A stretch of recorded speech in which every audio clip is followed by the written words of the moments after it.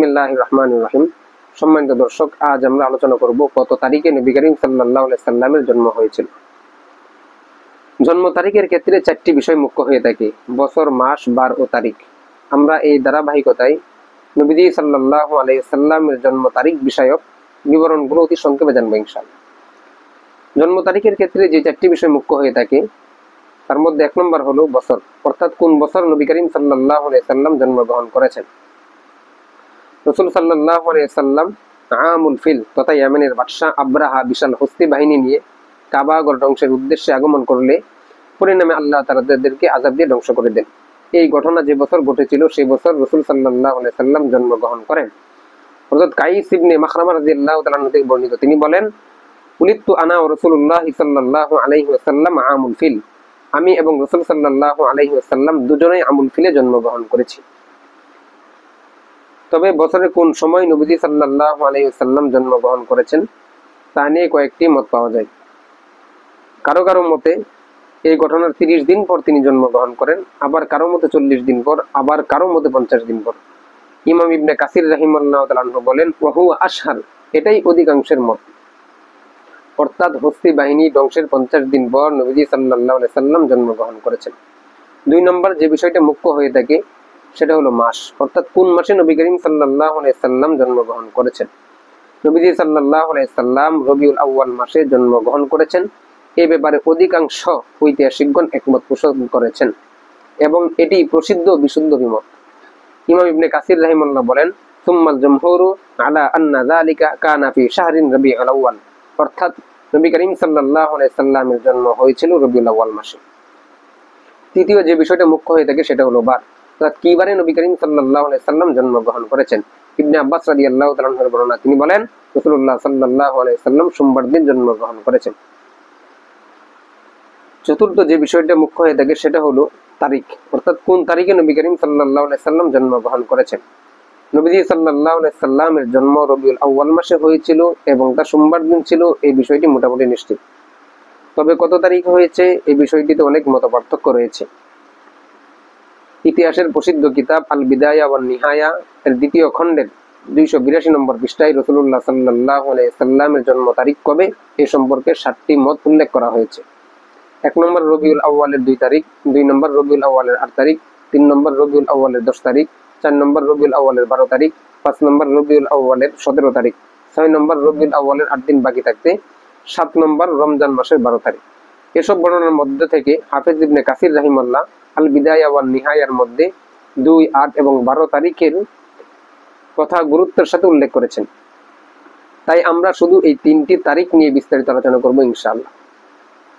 2 তারিখের দলিল হিসাবে মুহাম্মদ ইবনে সাআদ তার উস্তাদ ওয়াকিদি এর সূত্রে বর্ণনা করেছেন যে আবু মাশার আল মাদানী বলতেন, রবিউল আউয়াল মাসের 2 তারিখ সোমবার দিন নবী করিম সাল্লাল্লাহু আলাইহি সাল্লাম জন্মগ্রহণ করেছেন। এখানে লক্ষণীয় বিষয় হলো এই বর্ণনার রাবি ওয়াকিদি ও তার উস্তাদ আবু মাশার উভয়ই জয়ী।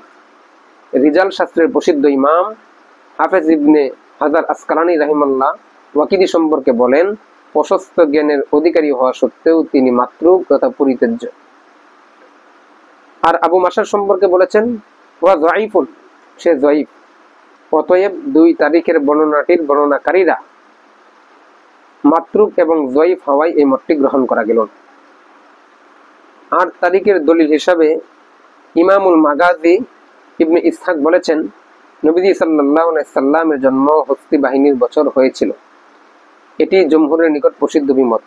আর ইব্রাহিম বিন মুনজির রাহিমাহুল্লাহ বলেন, নবীজি সাল্লাল্লাহু আলাইহি সাল্লামের জন্ম হস্তি বাহিনী বছর হওয়ার ক্ষেত্রে আমাদের উলামাদের নিকট কোনো সন্দেহ নেই। অতএব এতটুকু নিশ্চিতভাবে সাব্যস্ত হলো যে হস্তি বাহিনীর মক্কায় আক্রমণের বছর নবীজি সাল্লাল্লাহু আলাইহি সাল্লামের জন্ম হয়েছিল। এখন প্রশ্ন থেকে যায়, হস্তি বাহিনীর হামলার কতদিন পর নবী করিম সাল্লাল্লাহু আলাইহি সাল্লামের জন্ম হয়েছিল? হাফেজে হাদিস ইমাম সুহাইলি, ইমাম ইবনে কাসির, ইমাম মাসউদি রাহিমাহুল্লাহ তাআলা আনহু এর নিকট বিশুদ্ধতম মত হলো হস্তি বাহিনী মক্কায় হামলার 50 দিন পর নবী করিম সাল্লাল্লাহু আলাইহি সাল্লামের জন্ম হয়েছিল। আবু বকর মুহাম্মদ বিন মুসা আল খায়ার জেমি রাহিমাহুল্লাহ বলেন, হস্তি বাহিনী মক্কায় হামলা করে মুহররম মাসের 13 দিন বাকি থাকতে। তখন থেকে 50 দিন পর নবী করিম সাল্লাল্লাহু আলাইহি সাল্লাম জন্মগ্রহণ করলে জন্ম দিবস 8ই রবিউল আউয়াল হয়। অতএব সাব্যস্ত হলো যে উল্লেখিত বড় বড় ইমামদের মতে নবী করিম সাল্লাল্লাহু আলাইহি সাল্লামের জন্ম হয়েছিল 8ই রবিউল আউয়াল। 12 তারিখের দলিল হিসাবে হাফেজ ইবনে কাসির রাহিমাহুল্লাহ তাআলা আনহু বলেন, ইবনে ইসহাক রাহিমাহুল্লাহ 12 তারিখের মতটি স্পষ্টভাবে বর্ণনা করেছেন। আর ইবনে আবি শাইবা তার মুসান্নাফ গ্রন্থে আফফান ইবনে মুসলিম এর সূত্রে সাঈদ ইবনে মিনা থেকে বর্ণনা করেন যে জাবের রাদিয়াল্লাহু তাআলা আনহু ও হযরত ইবনে আব্বাস রাদিয়াল্লাহু তাআলা আনহু বলেছেন, নবী সাল্লাল্লাহু আলাইহি সাল্লাম হস্তি বাহিনীর মক্কায় আক্রমণের বছর রবিউল আউয়াল মাসে 12 তারিখ সোমবার দিন জন্মগ্রহণ করেন। আর এই রবিউল আউয়াল মাসেই তাকে নবুয়ত দেওয়া হয় এবং এই মাসেই তিনি মেরাজে যান এবং এই মাসেই তিনি হিজরত করেছেন এবং এই মাসেই তিনি ইন্তেকাল করেছেন। হাফেজ ইবনে কাসির রাহিমাহুল্লাহ বলেন, জমহুরের নিকট এই মতটি প্রসিদ্ধ। এখানে দুটি বিষয় লক্ষণীয়। এক, 12 তারিখের দলিল হিসাবে একটি হাদিস পেশ করা হয়েছে। এই হাদিসের রাবি আফফান বিন মুসলিম ও সাঈদ বিন মিনা উভয়ই নির্ভরযোগ্য। তবে আফফান বিন মুসলিম সাঈদ বিন মিনা থেকে সরাসরি হাদিস শুনতে পাননি, কারণ সাঈদ বিন মিনার ইন্তেকাল হয় 110 হিজরির দিকে আর আফফান বিন মুসলিমের জন্ম হয় 134 হিজরির দিকে। এর দ্বারা বোঝা গেল যে আফফান বিন মুসলিম এবং সাঈদ বিন মিনা উভয়ের মাঝে একজন রাবি আছে যার নাম এই সনদে উল্লেখ করা হয়নি। তাই এই হাদিসটি মুনকাতে হয়ে গেল, আর মুনকাতে হাদিস দলিল হিসাবে গ্রহণযোগ্য নয়। 2, হাফেজ ইবনে কাসির রাহিমাহুল্লাহ এই মতটি বর্ণনা করার পর বলেছেন, এই মতটি জমহুরের নিকট প্রসিদ্ধ। লক্ষণীয় বিষয় হলো এই মতটিকে তিনি প্রসিদ্ধ বলেছেন বটে, কিন্তু বিশুদ্ধ বলেননি, বরং 8 তারিখের মতকেই তিনি প্রকারান্তরে বিশুদ্ধ বলেছেন। জেনে রাখা উচিত যে সব প্রসিদ্ধ বিষয়ই বিশুদ্ধ হয় না, বরং সমাজে অনেক এমন প্রসিদ্ধ বিষয় রয়েছে যা বিশুদ্ধ নয়। আমাদের মনে হয় এখানেও তেমনটাই হয়েছে।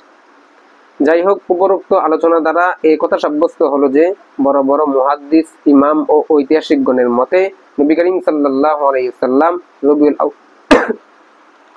রবিউল আউয়াল মাসের 8 তারিখে রবিউল আউয়াল মাসের 8 তারিখ সোমবার জন্মগ্রহণ করেছেন। ঐতিহাসিক বিবেচনায় এটাই প্রসিদ্ধ বিমত। 12 তারিখের দলিল সম্পর্কে যে হাদিস কথা বলা হয়েছে সেই হাদিসটি হলো মুনকাতে। তাই 12 তারিখের অভিমত প্রসিদ্ধ হওয়া সত্ত্বেও বিশুদ্ধ নয়। সহিহ বুখারীতে উল্লেখ আছে, 9ম হিজরিতে যখন নবী করিম সাল্লাল্লাহু আলাইহি ওয়াসাল্লাম এর সর্বকনিষ্ঠ ছেলে ইব্রাহিম রাদিয়াল্লাহু তাআলা আনহু ইন্তেকাল করেন, তখন সূর্যগ্রহণ হয়েছিল। আর তখন নবী করিম সাল্লাল্লাহু আলাইহি সাল্লামের বয়স 63 বছর চলছিল। গাণিতিক হিসাবে সাব্যস্ত হয় যে 10ম হিজরির সেই সূর্যগ্রহণ খ্রিস্টীয় 632 সালের জানুয়ারি মাসে সকাল 8:30 হয়েছিল। চন্দ্রমাস হিসাবে এ সময় থেকে 63 বছর পিছনে গেলে দেখা যায় নবীজি সাল্লাল্লাহু আলাইহি ওয়াসাল্লামের জন্ম 571 সালে হয়েছিল। আর এ সময় রবিউল আউয়াল মাসের 1ম তারিখ মোতাবেক 12ই এপ্রিল হয়। জন্ম তারিখ সম্পর্কে যদিও মতভেদ রয়েছে, কিন্তু এই ক্ষেত্রে সবাই একমত যে নবী করিম সাল্লাল্লাহু আলাইহি সাল্লামের জন্ম রবিউল আউয়াল মাসের কোনো এক সোমবারে হয়েছে। আর নির্ভরযোগ্য মতগুলো 8 তারিখ থেকে 12 তারিখের মধ্যে সীমাবদ্ধ। রবিউল আউয়ালের 8 তারিখ থেকে 12 তারিখের মধ্যে সোমবার হয় 9 তারিখ। এসব কারণে নিশ্চিতভাবে বলা যায় যে নবীজি সাল্লাল্লাহু আলাইহি সাল্লামের জন্ম খ্রিস্টীয় 571 সালের 20 এপ্রিল হয়েছিল। এখন আমরা অধিক প্রসিদ্ধ কয়েকটি তারিখ নিয়ে ইমাম ও ঐতিহাসিকগণের মতামত জানবো ইনশাআল্লাহ। 2 রবিউল আউয়াল বিখ্যাত তাবিঈ আতা ইবনে আবি রাবাহ এই মতটি ব্যক্ত করেছেন। ইমামদের মধ্যে হাফেজ জৈনুদ্দিন ইরাকি, হাফেজ আবুল হাজ্জাজ মিজ্জি এই মত গ্রহণ করেছেন। মিজ্জি রাহিমাহুল্লাহ বলেন, এটি প্রসিদ্ধ মত। আল্লামা আব্দুর রউফ মুনাব্বি রাহিমাহুল্লাহ বলেন, তার জন্ম রবিউল আউয়াল মাসের 2 তারিখে সুবে সাদেকের সময় হয়েছে অধিকাংশের মতে এটি সর্বাধিক প্রসিদ্ধ মত। অধিকাংশের মতে এটি সর্বাধিক বিশুদ্ধ মত। অতএব যারা মনে করে 12ই রবিউল আউয়ালে নবী করিম সাল্লাল্লাহু আলাইহি ওয়াসাল্লাম জন্মগ্রহণ করেছেন, এই তারিখটাই আসল, এটাই সঠিক, তারা ভুল ধারণায় রয়েছেন। কারণ 12ই রবিউল আউয়াল জন্মগ্রহণ করেছেন এই বিষয়টা প্রসিদ্ধ কিন্তু বিশুদ্ধ নয়। আল্লাহ তাআলা আমাদেরকে সঠিকটা জানার এবং মানার তৌফিক দান করুক।